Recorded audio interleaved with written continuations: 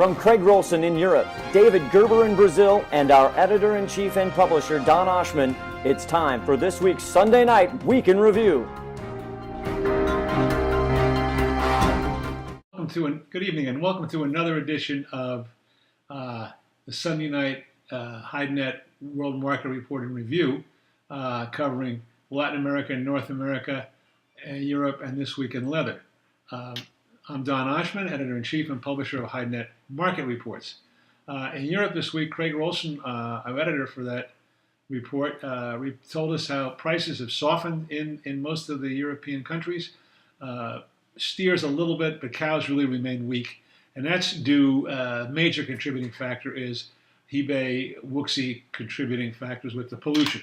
That's hurting that because a lot of these tanners don't have the money, don't have the wherewithal, and if they do have all that, can't get government permission to tan because they don't have the wastewater pollution facilities.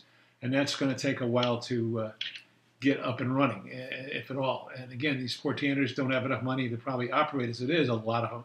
And therefore, they'll probably have to go out of business or merge. And tanners are trying to get contract bluing done from other sectors. They do have the water treatment plant, but those people are so overwhelmed with customers, they can't handle it and they're charging too much. So it's a bad situation. It's backing up.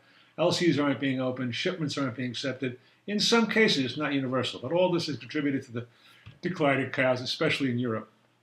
Craig goes into this in great detail and wonders in his editorial this week, is it overdone as an excuse?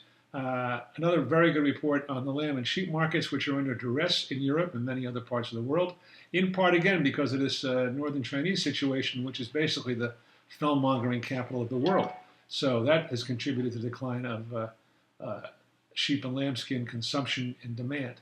UK Irish ox and heifers are okay because of the automotive demand on the continent, but not as hot and not as keen as it was. In North America this week, steers turned down following the market change directions after being steady for quite a number of weeks, going into the APLF. And steers were down $1, cows were off dollars. Heifers were really down this week because all of a sudden packers could not mix them in with their steers because the steer weights got too light, typically around 60, 62 pounds as opposed to 62, 64, 66 pounds. This is not abnormal for April and into May, but in effect, they've got to take the heifers out now and market them, and they got surprised by how many there were. Slaughter remains low in the United States. It's down about, I wrote it down someplace, I think 6.4% already. It's amazingly low. And now, when packers should be killing heavily for the Memorial Day barbecue weekend coming up and the summer barbecuing season, they're not because they're still losing money and they can't find enough market-ready cattle. And of course, what they do find costs too much to operate profitably. So there's no incentive for packers to kill. However, on the export front, the combined raw wet blue sales for the period that ended last Thursday exceeded the kill. So is the kill down enough to keep that happening, or is the export market up enough? A little bit of both. There was still enough demand reported for that period.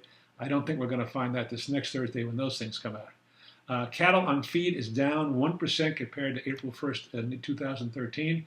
But perhaps more important, placements. That means when the feeders take their cattle into the feedlot for 3, 4, 5, 6 months to get them fat to kill, that's down 5% from a year ago at this time. That does not bode well for any immediate or even near-term pickup in slaughter. So it's a long time before American cattle increases or even stops declining. Latin America this week, fresh Brazilian prices are steady. There's still acute competition for them. The tanners who take these fresh hides and blue them can't get enough, and as a result, they can't make new offers and they can't ship what they have. That's a generalization. But by and large, it's stymieing that trade there. And people, we understand David Hull's reports from Nuovo and Burgo, that Italian tanners, Asian tanners are willing to pay the prices that they're asking, which are now between $2 to $2.10 a kilo. But these tanners can't offer any because they just don't have enough supply to meet their current commitments. Tanners are, again, fighting over the fresh hides, and those kills are picking up a little bit now, but they got a long way to go. Basically, the market there is essentially steady. That's Latin America. This week in leather, we talk about Chinese pollution problems, not just in the tanning industry and maybe not just in the Wuxi, Hebei area, but other places as well. You can all read in the paper they've got pollution problems all over the country, and it's affecting the tanning industry, wherever it may be. There's another article about Eagle Ottawa expanding in China and their automotive business. Eagle Ottawa, Hidenet subscriber, is the largest producer of automotive leathers in the world today. It's also a very interesting report on the Vietnamese footwear exports, where they're selling their shoes, their footwear, and how that's going. Also, how U.S. footwear imports in January and February were behind a year ago. Is that because of the economy, because of the weather? Read the report and find out. Also, there's a report on the lamb and sheepskin market in this week's my daughter calling, sorry, in this week's report. I haven't given you a commercial yet. Hidenet.com. In these times when it's so dangerous and so risky to own inventory, to buy, to sell, what price do you do? The cost of a Hidenet subscription is minimal compared to the benefits. And that's why we are the largest reporter of our kind in the world.